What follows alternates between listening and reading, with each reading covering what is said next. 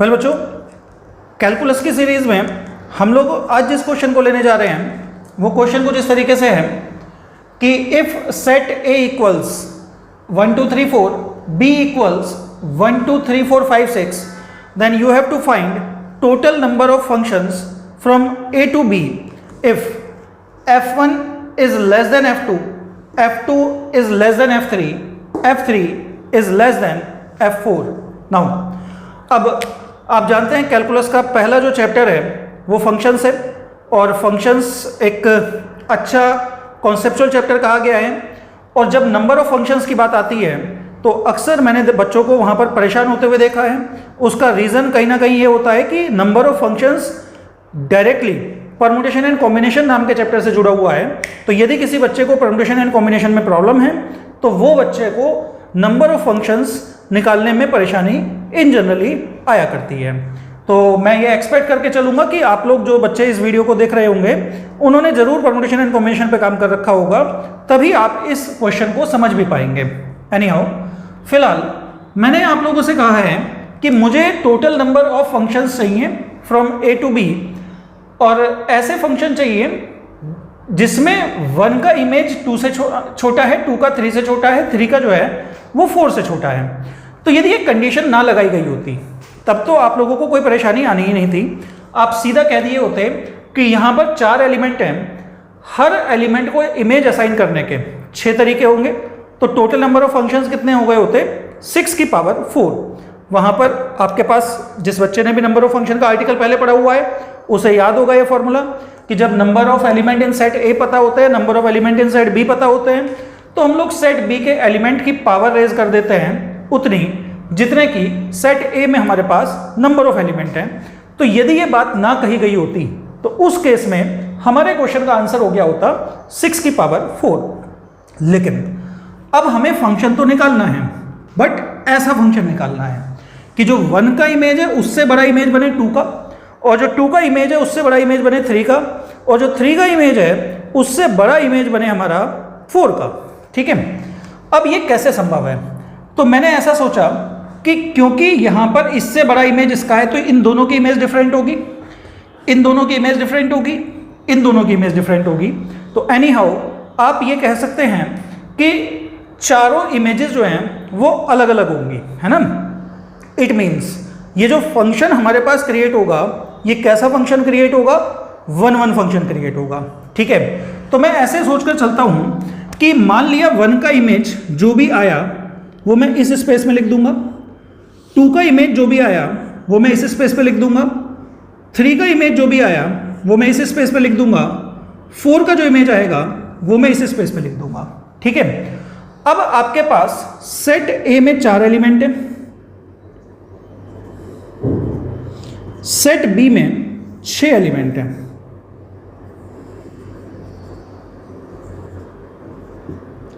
अब आप ऐसा समझें कि आपको इन 6 में से ही तो किन्हीं 4 का यहां इस्तेमाल करना है, इन 6 में से ही किन्हीं 4 का इस्तेमाल करना है। इट मींस कोई 2 एलिमेंट ऐसे होंगे जो यहां किसी का इमेज नहीं बनने जा रहे। तो मेरा कहना क्या है कि आप यहां पर किन्हीं भी 4 एलिमेंट को चूज कर ले जो आपका मन करता है। तो अब क्योंकि ये एक वीडियो है तो मैं आप लोगों से तो नहीं पूछ सकता, तो मैं मानकर चल रहा हूं कि शायद किसी बच्चे ने ये 4 एलिमेंट ये चूज किए होते कि उसने एक एलिमेंट चूज कर लिया 2, एक एलिमेंट चूज कर लिया 4, एक एलिमेंट चूज कर लिया 5, एक एलिमेंट चूज कर लिया 6। ठीक है, तो अब मुझे ये बताओ कि यदि वो इन 4 एलिमेंट को चूज कर रहा है मीन्स वो इन चारों को इनकी इमेज बनाना चाहता है, तो इसका मतलब वो 1 और 3 की तरफ तो नहीं देखेगा। अब 1 का इमेज उसे देना है तो 1 का इमेज वो क्या दे सकता है? तो 1 का इमेज देने का उसके पास एक ही तरीका होगा, दैट इज 2। क्योंकि यदि 1 का इमेज उसने 2 की जगह कुछ और नंबर दे दिया तो बाकी हमारे पास कोई और पॉसिबिलिटी बचेगी ही नहीं। या ऐसा कह दो कि हमें 2 4 5 6 इनको इंक्रीजिंग ऑर्डर में लिखना है। तो इंक्रीजिंग ऑर्डर में लिखने का यही तरीका है ना कि 2 4 5 6, तो 1 का इमेज में 2 दूं, 2 का इमेज में 4 दूं, 3 का इमेज में 5 दूं, और 4 का इमेज में क्या दे दूं बेटा? 6 दे दूं। इट मीन्स इस एक चॉइस के लिए इस बात को मानने वाला कितना फंक्शन होगा? एक ही होगा। अब यदि हमें कोई और फंक्शन बनाना है, कोई भी और फंक्शन बनाना है, तो हमें अपनी चॉइस को बदलना होगा। मीन्स अब मैं किसी और बच्चे से कहूँगा भाई तुम एक फंक्शन बनाओ, तो वो क्या कहेगा कि सर अलग फंक्शन यदि बनाना है तो मैं कोई और 4 नंबर चूज कर लेता हूँ। सपोज करो उसने जो 4 नंबर चूज किए वो ये चूज कर लिए। अब इन 4 को लेते हुए वो जो फंक्शन बनाएगा उसका भी एक ही फंक्शन क्रिएट होगा। 1 1 से कनेक्टेड, 2 2 से कनेक्टेड, 3 4 से कनेक्टेड, 4 6 से कनेक्टेड। तो यहां आप ऑब्जर्व क्या कर रहे हैं?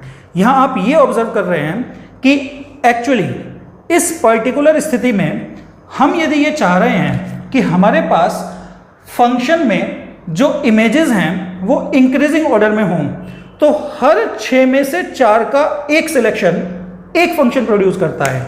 दूसरा फंक्शन बनाना है तो दूसरा सिलेक्शन लेना होगा, तीसरा फंक्शन बनाना है तो तीसरा सिलेक्शन लेना होगा। तो टोटल फंक्शन हम कितने बना पाएंगे? तो आप कहेंगे सर जितने आप सिलेक्शन कर पाएंगे। अब ये बता दें आप कि 6 में से 4 नंबर सिलेक्ट करने के कितने तरीके होंगे? तो बहुत सिंपल सी बात है, कितने तरीके होंगे? 6C4। टोटल तरीके कितने हो जाएंगे हमारे पास? 6C4। और 6C4 की यदि वैल्यू आप कैलकुलेट करना चाहें तो आप देखेंगे वैल्यू कितनी आती है, तो ये वैल्यू आती है 15। ठीक है, तो बहुत ही सिंपल सा प्रॉब्लम था। यदि हमसे कोई कहता कि भाई आप ये बता दें कि इस स्थिति में A to B total number of functions कितने होंगे जो इस कंडीशन को सेटिस्फाई करें, तो वो कितने हो जाएंगे? 6C4। आई होप ये बात आपको समझ में आ गई होगी। और थोड़ा डिटेल जाएं तो हम कहेंगे एक सिलेक्शन होने के बाद इस प्लेस को फिल करने का एक तरीका, इस प्लेस को फिल करने का एक तरीका, इस प्लेस को फिल करने का एक तरीका, इस प्लेस को फिल करने का एक तरीका। तो हमें अपना फंक्शन बनाने के लिए 2 स्टेप्स लेने पड़ रहे हैं। पहला क्या करना पड़ रहा है? सिलेक्शन। देन सिलेक्शन के बाद क्या करना पड़ रहा है? इन प्लेसेस पर वो नंबर लिखना पड़ रहा है। इन प्लेसेस पर नंबर लिखने का तरीका एक ही है, लेकिन सिलेक्शन करने के तरीके कितने हैं? 6C4। तो क्वेश्चन का आंसर एक्चुअली कितना हो जाना चाहिए? 6C4 into this. अब क्योंकि ये वैल्यू 1 है इसलिए मैं अपने क्वेश्चन का आंसर क्या बोल दूंगा? 6C4। ठीक है, अब इसी क्वेश्चन में हम लोग चाहते तो थोड़े से वेरिएशंस डाल सकते थे। वेरिएशंस कैसे डाल सकते थे कि मैं किसी भी एक जगह इक्वलिटी भी अलाउ कर दूं। अब यदि मैं किसी भी एक जगह इक्वलिटी अलाउ कर दूं, तो सपोज करो कि मैंने यहां पर इक्वलिटी अलाउ कर दी, मींस मैंने अपने क्वेश्चन को क्या कर दिया? चेंज कर दिया। तो यदि मैंने अपने क्वेश्चन को कह दिया कि भाई हमें F1 लेस देन F2, मतलब 2 का इमेज 1 से बड़ा होना चाहिए। अब 3 का इमेज या तो 2 के बराबर हो सकता है या फिर 3 का इमेज 2 के इमेज से क्या होना चाहिए? बड़ा होना चाहिए। और 4 का जो इमेज है वो 4 का इमेज 3 के इमेज से बड़ा होना चाहिए। तो अब आप देखें कि लेस देन इक्वल टू आने से क्वेश्चन पर क्या इंपैक्ट पड़ेगा? क्वेश्चन पर ये इंपैक्ट पड़ेगा कि हमें पहले लेस देन इक्वल टू का मीनिंग समझना होगा। तो लेस देन इक्वल टू का मीनिंग क्या होता है? तो लेस देन इक्वल टू का मीनिंग होता है बेटा कि आइदर इट इज लेस और इट इज इक्वल। तो हम लोग जो है वो लेस भी एक्सेप्ट करेंगे, इक्वल भी एक्सेप्ट करेंगे। मींस इस क्वेश्चन में 2 पार्ट हो जाएंगे। एक पार्ट जब यहां पर सिर्फ लेस होता, मतलब F1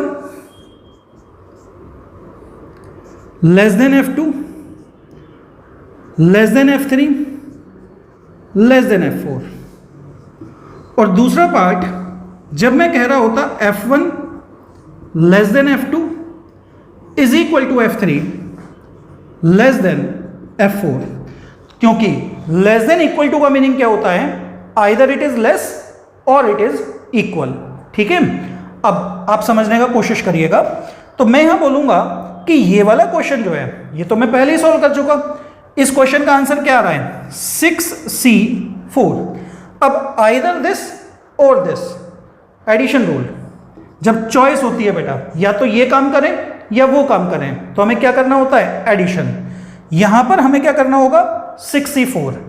अब आप इस पर आए तो मेरा ये कहना है कि यदि आप इस कैटेगरी का कोई नंबर बनाना चाह रहे हैं तो आप ये देखें कि इस बार आपको 4 में से यहां कितने नंबरों की जरूरत पड़ेगी, ध्यान से देखिएगा। आपको एक इमेज इसको देना होगा, इन दोनों को सेम इमेज देना होगा, और एक इमेज इसको देना होगा।